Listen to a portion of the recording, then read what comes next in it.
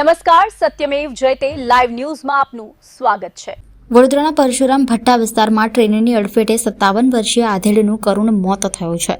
મૃતકની ઓળખ નરેન્દ્રભાઈ ખોડાભાઈ પટેલ તરીકે થઈ છે। તેઓ જય ભવાનીનગર વિસ્તારમાં પરિવાર સાથે રહેતા હતા।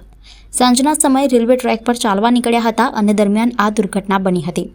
મળતી માહિતી મુજબ નરેન્દ્રભાઈ સાંજના સમયે રેલવે ટ્રેક પર ચાલવા નીકળ્યા હતા। આ દરમિયાન Surat Vadodara local memo train railway track પરથી પસાર થઈ રહી હતી। નરેન્દ્રભાઈ ટ્રેનની અડફેટે આવી જતા ગંભીર અકસ્માત સર્જાયો હતો અને ઘટના સ્થળે જ તેમનું મોત થયું હતું। અકસ્માતની જાણ થતાં આસપાસના લોકો મોટી સંખ્યામાં ઘટના સ્થળે દોડી આવ્યા હતા અને સમગ્ર મામલે તાત્કાલિક રેલવે પોલીસને જાણ કરવામાં આવી હતી।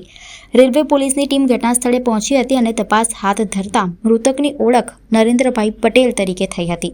પોલીસે પરિવારજનોનો સંપર્ક કરતા નરેન્દ્રભાઈના મોતના સમાચારથી પરિવારમાં શોકનું મોજું ફરી વળ્યું હતું।